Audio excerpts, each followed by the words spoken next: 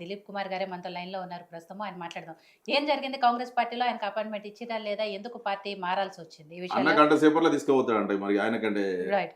So Dilip నేను కుమార్ తీసుకుపోతాను, మీరు నా వెంబడి రండి, దిలీప్ వస్తారా కుమార్ ఛాలెంజ్ గారికి చేసుకోండి. సమాధానం చెప్పండి అన్న, ఆయన ఇప్పుడు లైన్లో నేను ఉన్నారు. ఇక్కడ లేని దిలీప్ దిలీప్ కుమార్ అన్న గారికి గురించి నేను సమాధానం మాట్లాడలే. ఇదే దిలీప్ ఇక్కడ నేనున్న వ్యక్తి గురించి ఆయన మాట్లాడాలి. తీసుకోవాలి అదే పో మరి. దిలీప్ కుమార్ లైన్‌లో ఉన్నారు. అందుకనే మాట్లాడదాం. సో దిలీప్ కుమార్ గారు, డిబేట్‌లో మీ టాపిక్ వచ్చింది కాబట్టి మీకు కాంటాక్ట్ అవ్వటం జరిగింది. అంతకుముందు గుమ్మడి నర్సయ్య గారికి అపాయింట్మెంట్ ఇవ్వలేదు అని ఆయన కూడా మాట్లాడారు. దాంతోనే ఆ గుమ్మడి నర్సయ్య గారిని వెంటనే వెనక్కి పిలిపించుకున్నాం, మాట్లాడాం. ఆయనకు కావాల్సిన పనులేంటో చేసి పెట్టారు రేవంత్ రెడ్డి గారు అన్నారు. కానీ ఇదే అపాయింట్మెంట్ నాకు కూడా ఇవ్వలేదు అని చెప్పి మీరు కూడా గతంలో మాట్లాడారు. ఐ మీన్ మొన్న పార్టీ మారిన సందర్భంలో ఇదే విషయం చెప్పారు మీరు.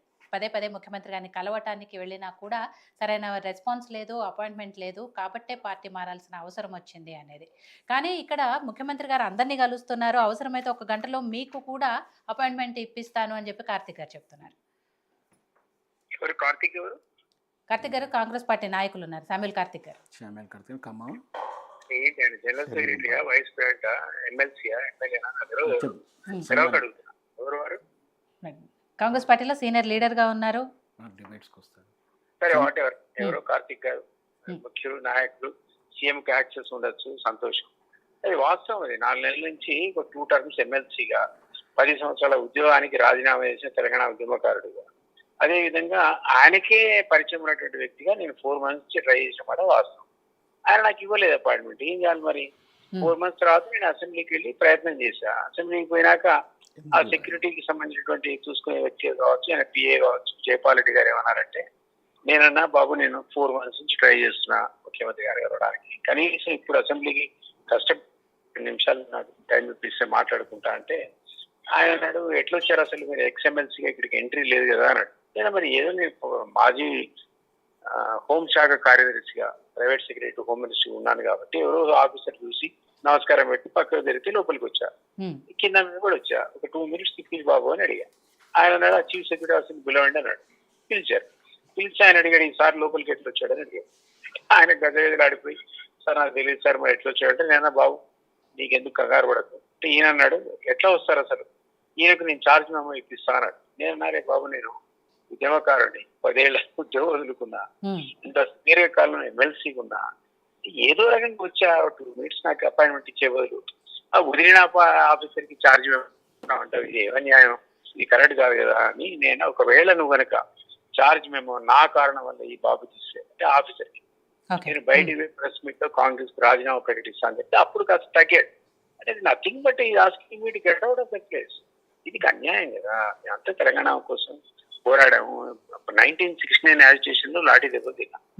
తర్వాత 1970 తెలుగు అప్పుడు తెలంగాణ ప్రజా సమితి ఎస్బి గిరి గారు ఎంపీగా అప్పుడు చేస్తే ఒక విద్యార్థి నాయుడుగా ఊరూరు పోయి స్పీచ్లు ఇచ్చారు. అప్పుడు కొంచెం చాలా మంది మీకు ఎవరు పుట్టుండరు. అప్పుడు అంత సీనియారిటీ ఉన్న నాకు ఒక 2 minutes టైం సీఎం ఇయ్యలేకపోతే అందులో వచ్చినందుకు నాకు ఛార్జ్ మెమో ఇస్తాను లోపలికి వెళ్ళి పోలీస్ ఆఫీసర్లు బెదిరిస్తే ఎట్లా న్యాయం చెప్పండి. అందుకని నాకు బాధ అనిపించింది. నేను సరే అప్పటికి సీఎం నాకు చూసి లోపలిపోయాడు. 2 hours బయట గొడవ అంతా జరుగుతున్నప్పుడు ఆయన దిలీప్ అని వచ్చాడు. పాత పరిచయం కదా, అసలు పరిచయం లేకపోతే దిలీప్ అన్న బాగుండా చేయగలిపాడు, లోపలిపోయాడు. అట్లాంటప్పుడు మంత్రులు అయిపోయినాక, ఎమ్మెల్యేలు అయిపోయినాక, ఎంపీలు అయిపోయినాక ఆయన నన్ను దిలీప్ అన్న కనపడాడు, 1 నిమిషం రమ్మని రాను కదమ్మా, అంతకంటే అవమానం ఏముంటది. కాబట్టి నేను లాభం లేదని రాజీనామా చేస్తూ వస్తాను. మరి ఇప్పుడున్న మన మిత్రుడు నిజంగా సీఎం కు క్లోజ్ అయితే నేను కొన్ని విషయాలు చెప్దాం అనుకుంటా. సీఎం నాకు రేపు ఇప్పేమని అపాయింట్మెంట్, ఎల్లుండి ఇప్పేమనంటే నీ ఇష్టం. ఒక నెల లోపల అపాయింట్మెంట్ ఇప్పిస్తే నేను తెలంగాణకి ఈరోజు జరుగుతున్న అన్యాయాల గురించి మాత్రమే చెప్తాను. నాకేం పదవి అవుతుంది. నేను already 2 times MLC, IFS officer, మీకే ఆ పరిస్థితి అంటే ఎవరైనా కలవాలనుకున్న ప్రతి వాళ్ళకి అదే పరిస్థితి ఉందా కాంగ్రెస్? అన్న తీసుకోపోతాడు, సార్ తీసుకోపోతాడు. ఆ బాబుని అడగండి, ఆయన ఎక్కిస్తానంటే సంతోషం. ఇప్పటికైనా వచ్చి కాంగ్రెస్ పార్టీ ఈ రోజు దిగజారిపోవడానికి కారణాలు ఏంటి? ఒక్క విషయం నాకు తెలియదు, నాకు అర్థం కాదు. మేమంతా కూడా కేసీఆర్ అనే వాడిని అడ్డగులు తిట్టాం 10 ఏళ్ళు. ఏమన్నామంటే తెలంగాణ ద్రోహులకు పదవులు ఇచ్చాడు, ఉద్యమ అంటే తెలంగాణ వద్దన్న వాళ్ళకి పదవులు ఇచ్చాడు, కుటుంబ సభ్యులకే పదవులు ఇచ్చాడు తప్ప నిజమైన ఉద్యమకారులను గౌరవించలేదని తిట్టి తిట్టి మేమందరం కూడా రికార్డ్ ఉన్నాం. మీరు చూస్తే మా ఇంపార్టెంట్ ఫీచర్స్ అని ఉంటాయి. అట్లాంటప్పుడు ఇప్పుడున్న మంత్రుల్లో నేను తెలంగాణ ఎందుకు కావాలో ఢిల్లీలో కరపత్రాలు పంచుతుంటే ఎందుకు ఇవ్వద్దో కరపత్రాలు పెంచిన బట్టి విక్రమార్క అనేవాడు ఉప ముఖ్యమంత్రి. ఎట్లా మీరు ఒక ఉద్యమకారుడు టాలెట్ చేస్తారు?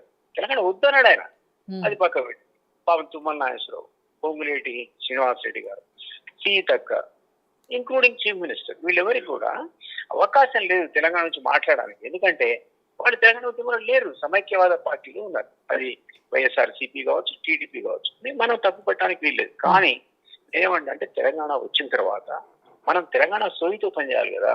ఈ వీళ్ళు సీఎం అంటాడుగా బట్టలు కూడా తీసి కొడతానని యూట్యూబర్లని, వీళ్ళని కొట్టాలండి. కలెక్షన్ చేస్తున్నారు డబ్బులు, కావాలంటే రేపు పొద్దున ఎవిడెన్సెస్ మీకు ఇస్తా. ఆ మంత్రులు మనకొద్దు, తీసేయండి. 6 ఎక్స్పాన్షన్ దేవుడారు ఉన్న 6 బీకేసి అసలు తెలంగాణ ఉద్యమకారులు పెట్టుకోండి. అసలు తెలంగాణ తెచ్చుకునేందుకు 1200 మంది చచ్చిపోయిందందుకు. నేను రేపు సీఎం అపాయింట్మెంట్ మన మిత్రుడు ఇప్పిస్తే ఇవే విషయాలు చెప్తా. నాకేం పదవి అవుతుంది, నాకు పదవి ఇచ్చేది. సరే దిలీప్ గారు ఒక నిమిషం అండి. కార్తిక్ గారు, దిలీప్ గారు మిమ్మల్ని అడుగుతున్నారు. ఆయన ఇంకా మాట్లాడే విషయాలు చాలా ఉన్నాయి కాబట్టి ముఖ్యమంత్రి గారి అపాయింట్మెంట్ మీరు ఇప్పించగలిగితే నేను ఆ విషయాలు మేడం, మాట్లాడతాను. ఇప్పుడు సార్ మాట్లాడిన దాంట్లో వారు ఒక పాయింట్ అన్నారు. ఏంటి, ముఖ్యమంత్రి గారు అపాయింట్మెంట్ రిజెక్ట్ చేసినట్టు వారైతే చెప్పలేదు. వేరే వ్యక్తి గురించి, అంటే ముఖ్యమంత్రి గారు కాకుండా వ్యక్తి గురించి మాట్లాడారు. తర్వాత ముఖ్యమంత్రి గారు చూసి తల తిప్పేసుకొని పోలే, చేయి కలిపి పలకరించి వెళ్ళినారు.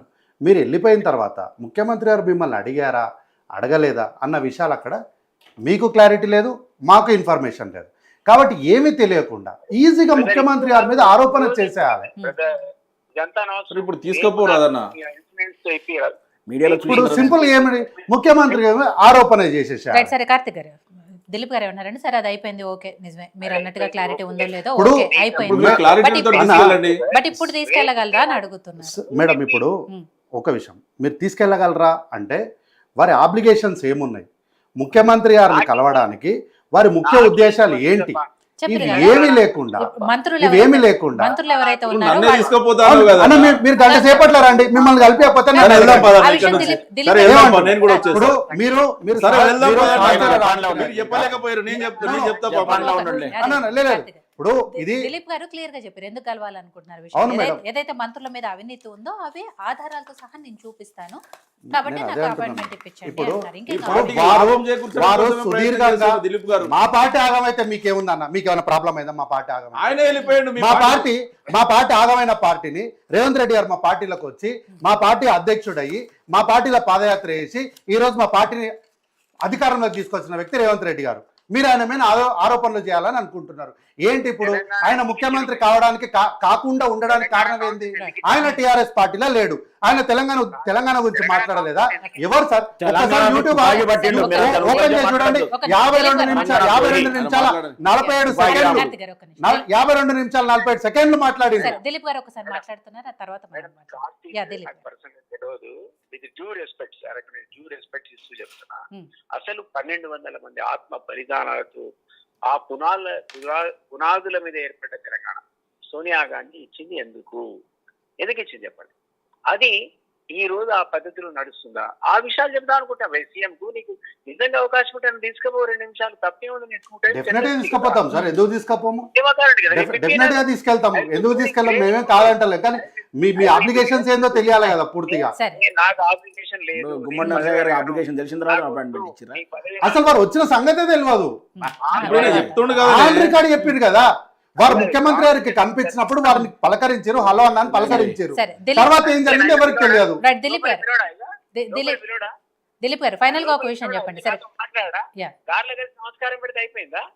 అడిగేది అపాయింట్మెంట్ నేను. అంటే పిలిచారో లేదో తెలియదు కదా, క్లారిటీ లేదు సార్, కదా అని వారు అంటున్నారు. అసెంబ్లీలో ఉన్నారు, అసెంబ్లీలో ఉన్నప్పుడు మీరు కనిపించిన తర్వాత కూడా ఒకవేళ మిమ్మల్ని నెగ్లెక్ట్ చేసి మొహం తిప్పేసి అంజాన్ కొట్టి వెళ్ళిపోయి ఉంటే మీరు అన్న మాటకు నేను ఒప్పుకుంటుండే. మిమ్మల్ని చూసి మిమ్మల్ని పలకరించారు వారు, తర్వాత ఏం జరిగింది ఎవరికి తెలియదు. మనకి ఇక్కడ వారు చెప్పింది నిజమని ఎందుకు నమ్మాలి? రైట్, నీకు గ్యారంటీ రాసిస్తా, నాకు తెలియదు. నువ్వు ఏమి ఇద్దు నాకు. నేను తెలంగాణలో జరుగుతున్నట్టు అన్యాయం కాంగ్రెస్ పార్టీ. సార్, మేము కూడా తెలంగాణ ఉద్యమంలో పార్టిసిపేట్ చేసిన వాళ్ళమే సార్, మాకు కూడా లాఠీ దెబ్బలు పట్టే, నా మీద కూడా కేసులు ఉన్నాయి. దిలీప్ గారు ఫైనల్ గా ఒక విషయం చెప్పండి. కాకపోతే మీరు ముందు నుంచి ఉద్యమంలో ఉన్నారు, మేము చివరిలో ఉద్యమంలోకి వచ్చినాం, గంతే. దిలీప్ గారు మొన్నటి వరకు కూడా కాంగ్రెస్ పార్టీలోనే ఉన్నారు కాబట్టి సరే, మీరు ఇప్పుడు బయటకు వచ్చారు కారణాలు ఏవైనా కూడా కాంగ్రెస్ పార్టీ ప్రస్తుత పరిస్థితి గురించి చెప్పాలంటే ఏం చెప్తారు? అట్లే కేటీఆర్ గారు ఏదైతే స్టేట్మెంట్ ఇచ్చారో అంటే చారిత్రక అవసరం, మళ్ళీ కేసీఆర్ గారు సీఎం అవ్వాల్సిన అవసరం ఉంది, రజతోత్సవ సభలో కూడా ఇవన్నీ మాట్లాడే అవసరం ఉంది, ఇవన్నీ మాట్లాడుతున్న దాని గురించి కూడా ఫైనల్ గా ఏం చెప్పదలుచుకున్నారు? ఒకటే మా కాంగ్రెస్ పార్టీ రకరకాల మంచి పనులు చేసి కూడా ఎన్కాష్ చేసుకోలేక కూడా నష్టపోతుంది.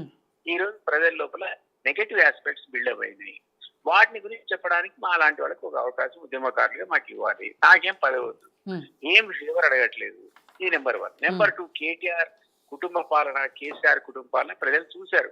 10 ఏళ్లు విసిగి వేసారిపోయారు. అందుకని వాళ్ళు తిరస్కరించారు. అట్లాంటి వాళ్ళు తిరిగి రావడానికి ఈ రోజు కాంగ్రెస్ కార్యకలాపాలు తోడ్పడకూడదు కదా. తెలంగాణను మనం కాపాడుకోవాలి కదా. కాబట్టి ఆ సలహాలు ఇవ్వడానికి మాకు అపాయింట్మెంట్. మాకేం పదవులకు మీరు ఇచ్చినా మాకు అవసరమే లేదు. Okay, thank you. BRS party గురించి కేసీఆర్ గారు మళ్ళీ సీఎం అవ్వాల్సిన చారిత్రక అవసరం ఉంది అనేది. హలో, కాల్ కట్ అయిపోయినట్టుంది. సారీ నరసింహనాయుడు గారు, మీ కాల్ మీద మధ్యలో ఒక్క నిమిషం మేడం. సార్ లాస్ట్ కి ఏమన్నారంటే కాంగ్రెస్ పార్టీ మంచి పనులు చేస్తుంది కానీ గ్రౌండ్ లో ఎన్కాష్ చేసుకోలేకపోతుంది. ఆ విషయం నేను కూడా యాక్సెప్ట్ చేస్తాను.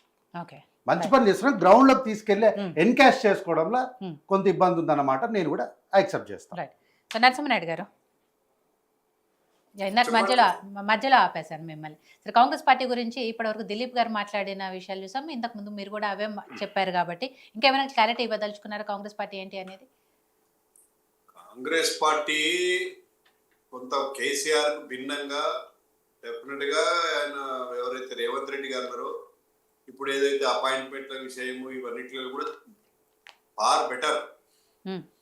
దాంట్లో మన పార్టీలో ఏదన్నా కావచ్చు, లేకుంటే జరుగుతున్న వాస్తవాలను మనము కాదనలేం కదా.